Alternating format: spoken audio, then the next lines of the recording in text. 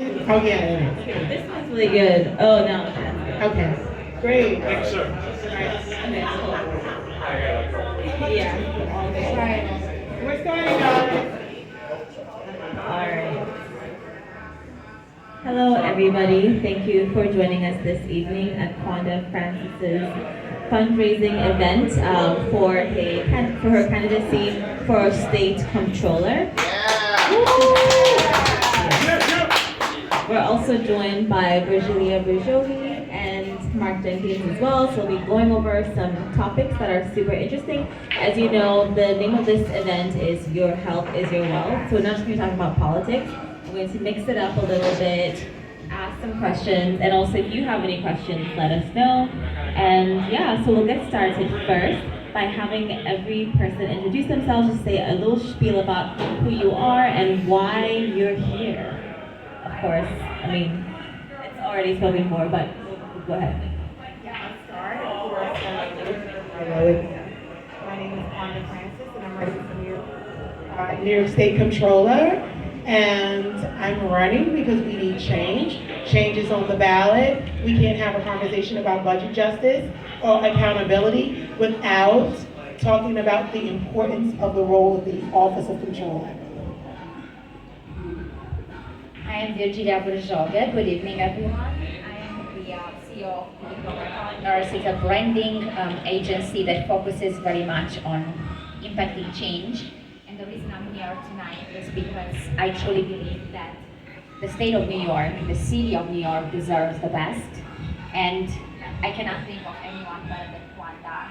An incredible woman, an incredible friend, a great citizen of the world, very passionate about New York City, with an MBA in accounting, a data scientist. I mean, who could be better, more suitable for the position of the New York State Controller? Nobody. Think of anybody else. Nobody. Nobody. Wanda, yay, Wanda. Woo! Give Quanda a round of applause. Yeah. Hey, just so happy to be here. My name is Mark Jenkins. I'm a celebrity trainer. Client rosters included. That's me. Beyonce, Mary J. Blige, D'Angelo, Busta Rhymes, Johnny Cochran, people like that. But most importantly, Wanda. We're here to support, and I'm so happy to be here. Thank you for having me because you're the best candidate, and you also recognize the importance of health and wellness. Awesome. Thank you all for introducing yourselves. So we're going to just go over some questions, but in alternating order so that, it's not just one person speaking and then forever. So first, let's start with the start of the show, Quanda. You already mentioned my first question, which was going to be, why are you running for controller? But I'll ask you my second question, which is a little bit more detailed. So as state controller, you'd be responsible for auditing a lot of different institutions in the state, including policing and education and so many other institutions that are very important to New Yorkers. What makes you qualified to audit these institutions and be responsible for them and their budgets as controller? Well, I am an MBA with a background in accounting as an auditor, and to take it a step further outside of my professional background. This is something that's very important to me. Again, when we talk about accountability and transparency, we need to understand the importance of having someone in the role that's going to be a steward of taxpayer funds. We need to make sure that taxpayer funds are spent intentionally, but more importantly for their intended use.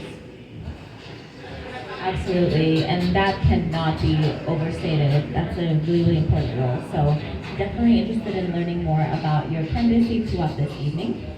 So next I'm going to go over to Virginia. So you describe yourself as a brand architect, you're a CEO, you're somebody who knows all about branding. Is there anything that you can give us in terms of how politicians can brand themselves to appeal to the masses?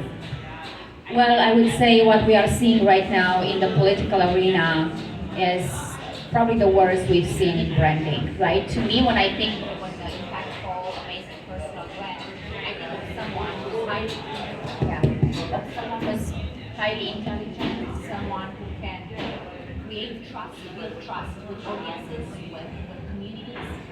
So I would say I would start with that start from scratch. Right? First, we need capable people, right? Branding cannot have much unless you are validating yourself, right? So I would say what can be changed is kind of eliminating all this like the wow factor that actually covers a lot of the minuses and pick the right people. This is where branding starts. First, you start with the great candidates, then you brand them in a way that they build trust, loyalty, they instill trust in people, and also they have the core values, the vision, and the ability to execute. Branding without execution is nothing. Same thing in the political arena, if we are not able to execute and deliver on our promises, then there's no branding, it's just politicians. So I think what we can change is instill trust in people, that means bringing back into politics people who are definitely capable. They can run a city, they can run a state, they can run a country, and keep everyone safe and happy. Definitely agree with you on that. Especially because politicians aren't just themselves, they're responsible for so much. Okay, so we're going to kick it over to Mark. So you're a celebrity trainer and you have a lot of big names behind your brand. So what is one thing that you've definitely learned and seen as somebody who is into health and fitness that tends to be something that sort of blocks the goals that people want to achieve?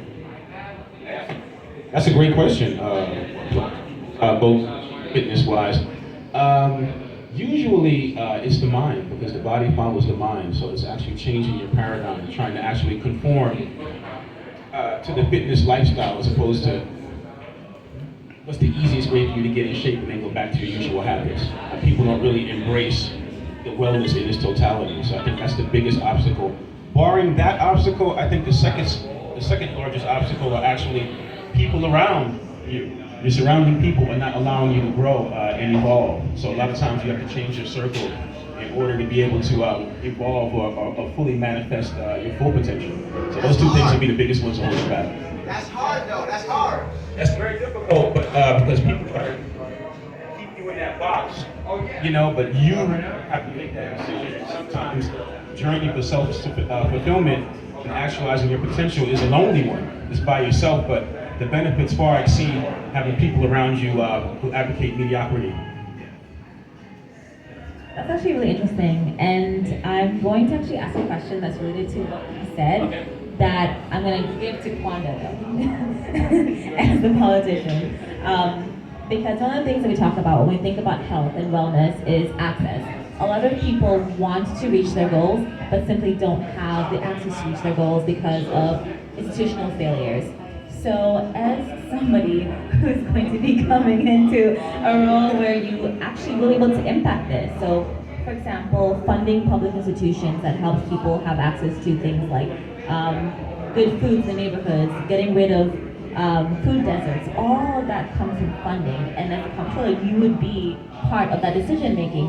So how would you impact that process of people who want to achieve certain goals for health and wellness, but can't?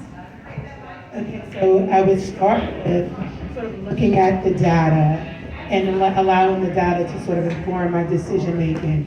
You know, when we talk about the role of the Office of Comptroller, you know, I think about one thing in particular, small businesses, where right now, like New York State has sort of like what we would consider a venture capitalist arm. And out of the 422 businesses that were funded, right, it's with $1.8 billion, that was not a diverse pool of small business owners.